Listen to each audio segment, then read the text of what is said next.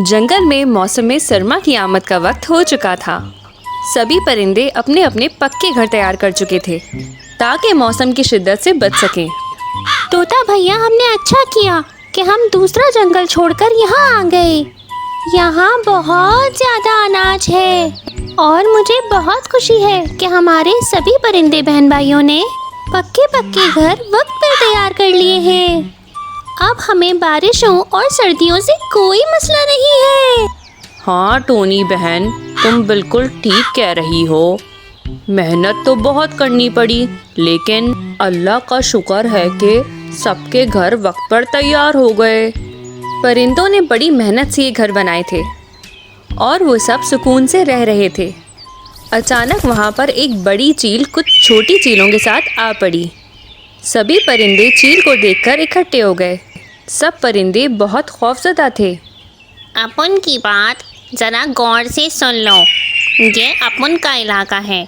यहाँ अपन की मर्ज़ी के बगैर कोई सांस भी नहीं ले सकता। सब परिंदा अगर यहाँ रहना चाहता है तो मुझे हर हफ्ते 1 किलो अनाज देना होगा, समझे? और अगर अपन की इजाज़त के बगैर यहाँ से निकलने की कोशिश भी की तो अपन उसका इतना बुरा हाल करेगा कि वो अपने आप को खुद भी नहीं पहचान सकेगा। आज से सब काम पे लगो। अब से ठीक सिर्फ 1 हफ्ते के बाद अपन यहाँ का भत्ता वसूली करने के लिए आएगा। अगर एक छटांग भी अनाज कम हुआ तो तुम सबकी खैर नहीं। चील परिंदों को डरा धमका के वहाँ से चली जाती है। ये हम लोग किस इलाके में आ गए? यहाँ तो एक चील ने कब्जा कर रखा है। अब तो हम यहाँ से चील की इजाज़त के बगैर कहीं जा भी नहीं सकते।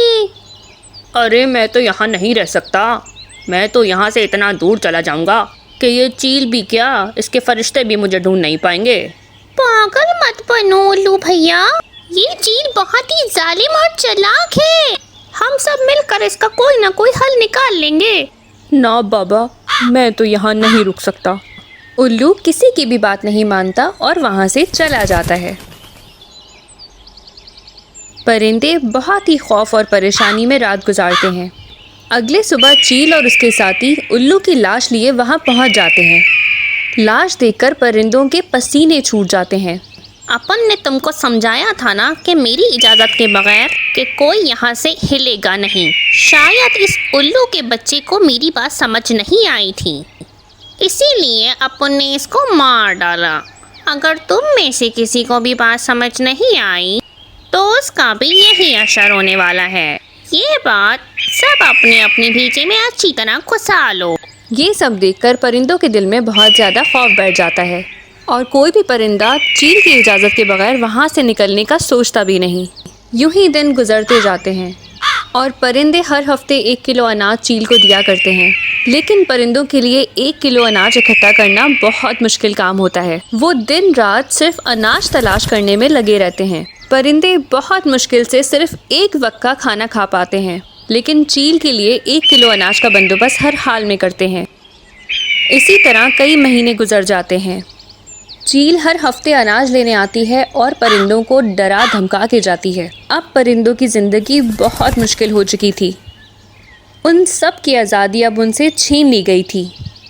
एक दिन टोनी चिड़िया कहती है, इस गुलामी से तो बेहतर है हम मिलकर इस चील का मुकाबला करें। आखिर कब तक हम इस चील की गुलामी करते रहेंगे?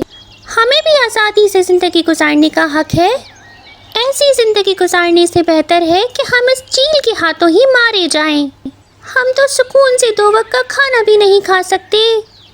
दिन रात सिर्फ चील के लिए खाना इकट्ठा करते हैं। टोनी बहन, तुम्हारी बात तो ठीक है, लेकिन हम तो बहुत कमज़ोर हैं और चील तो बहुत ही ज़्यादा ताकतवर है। हम इसका मुकाबला कैसे करेंगे? इसका मुकाबला करना तो मुमकिन ही नहीं। कुछ भी नामुमकिन नहीं होता। हिम्मत और यकीन से हम सब कर सकते हैं।